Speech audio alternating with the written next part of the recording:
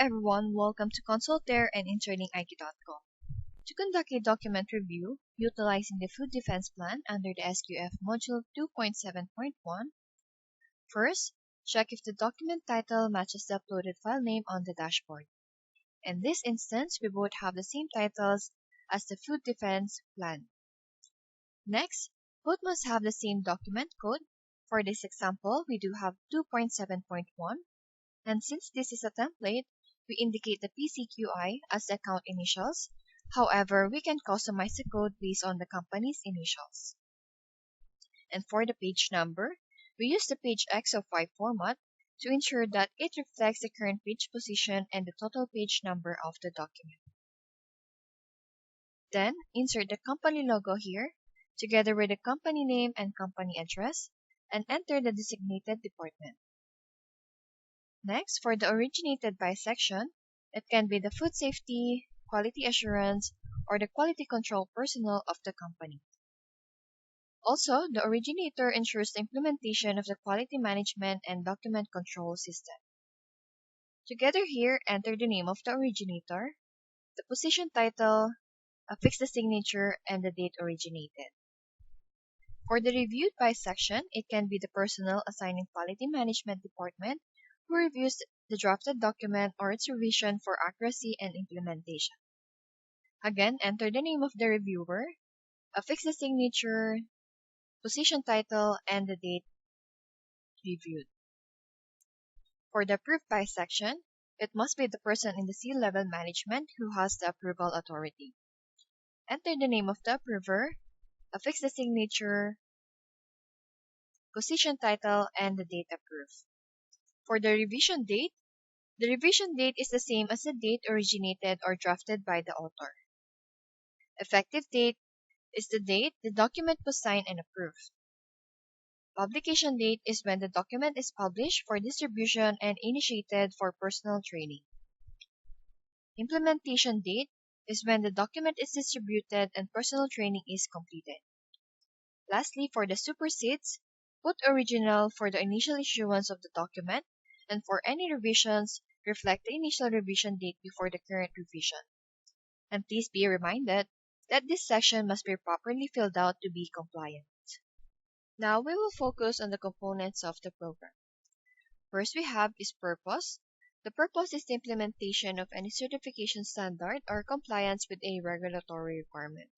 And for this program, it is for the implementation with the SQF Module 2 Edition 9 for food manufacturing under Clause 2.7.1.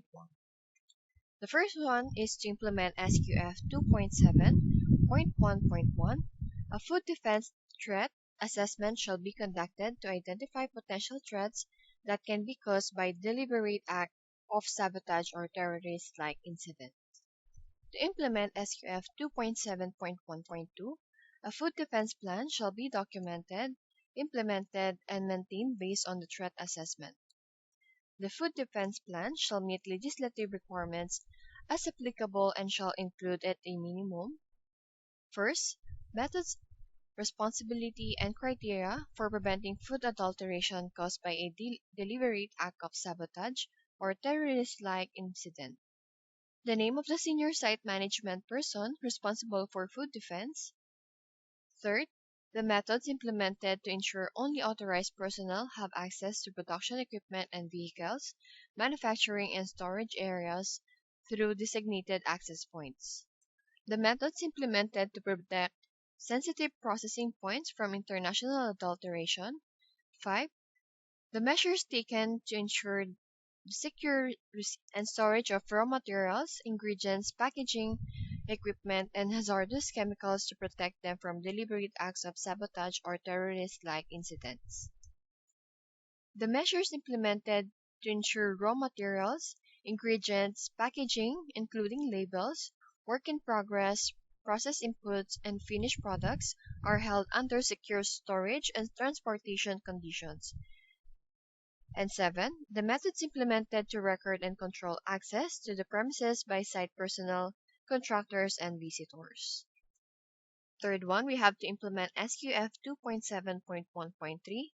Instructions shall be provided to all relevant staff on the effective implementation of the food defense plan. To implement SQF 2.7.1.4, the Food Defense Plan Threat Assessment and Prevention Plan shall be reviewed and tested at least annually or when the threat level as defined in the threat assessment changes. Records of review and test of the Food Defense Plan shall be maintained. Second, we have the scope. The scope of the program is based on the purpose and serve as a guide in defining and describing the layout of the procedure. And under scope, we have the food defense or the supplier and specific areas of the program. Third, we have is policy. The policies are rules set by the company as their implementation guide. The supplier has documented and implemented a plan to ensure the security of the site and the product from damage or adulteration from sabotage or terrorist-like incident. Fourth, we have the procedure. And under this, we have the food defense or the supplier. A food defense protocol that outlines the methods, responsibilities, and criteria for preventing food adulteration caused by deliberate acts of sabotage is prepared, implemented, and maintained by the site. The food defense plan is challenged and reviewed at a minimum on an annual basis. The supplier has designated a member of senior management who has a responsibility for food defense. The designated individual is responsible to ensure that there are procedures in place for recordings and controlling access to areas of the site by employees, contractors, and visitors. The supplier limits access to designated areas of the operation to only appropriately authorized employees. The suppliers implemented steps to protect sensitive processing points from intentional contamination. The company ensures the secure storage and transportation of raw materials, packaging, equipment, hazardous chemicals, and finished product. Next, we have the specific areas of program. Specific areas of the program that may be addressed include employee identification, visitor or contractor, door access, physical security of the site. Examples are secured doors, windows, outside storage areas. Next is signage, perimeter lighting, secured chemical storage, restricted access to sensitive areas of the processing, secured storage of ingredients, packaging, and equipment not in use, secured storage and transportation of finished product, tamper-proof or tamper-evident packaging. Fifth, we have the responsibility. Fifth, we have is responsibility. The responsibility of the person is indicated. It covers what to perform to comply with the policy and procedure. Under this, we have the all personnel shall adhere to this policy. Next, preventive control, qualified individual or PCQI, visually inspect areas for compliance with this policy, oversee or verify compliance of procedure. Next, ensure personnel is trained on this policy and procedures. Monitor and take corrective action to ensure compliance with this policy. Next, we have the supervisors, department heads, and team leaders. They are the one who ensure or inspect and verify this policy and procedure is adhered to and take corrective action to ensure compliance with this policy. Next, quality personnel. Replacement of all laboratory glass containers with plastic containers if possible and avoid using glass instrument in processing areas. Quality training and adherence to policy and procedure. Monitor and document nonconformance observation is also known as discrepancy using corrective and preventive action form. Lastly is to document control, records, and archive.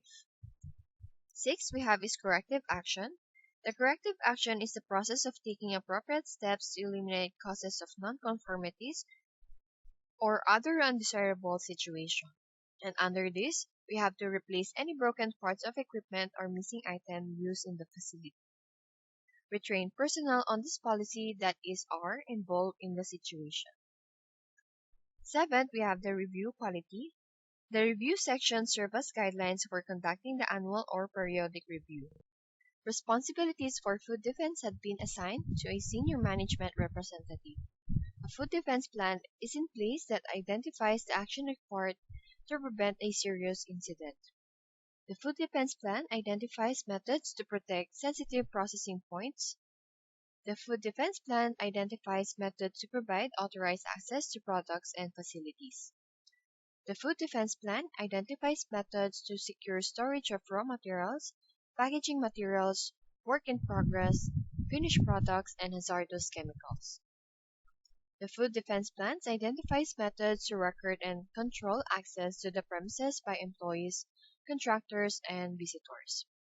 Access point to secured restricted areas for controlled ingredients, sensitive processing points, hazardous chemicals, etc. are restricted.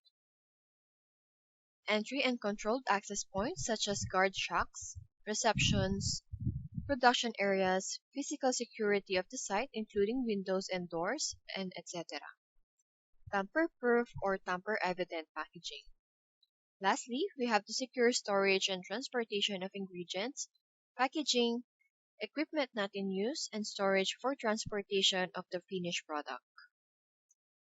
8. We have the reference documents. The reference documents are the set of documents used to implement and monitor a program, policy, and procedure. And under this, we have the visitor logs, vulnerability assessment, or supplier and raw materials, receiving logs, food defense team roster, food defense challenge, food defense plan annual review, food safety plan. 9 is the references. The reference section is composed of guides utilized to implement the program. Examples are the certification guide, regulations, and other widely accepted scientific journals, research, and the like. Lastly, we have the history. The history section is where we can update the program if there are any changes or revisions made in the document. If there is a revision, enter the revision number, the revision date, the description of change made, the author or the originator name, and the title and the department of the author or the originator. Thank you for participating in this document review. Content presented are for training purposes only and are based on the interpretation of standards and best practices and must be customized for your intended use. To fully customize your programs, policies, procedures, forms for records, and lessons for training, you may contact Interlink IQ or Consultor Inc.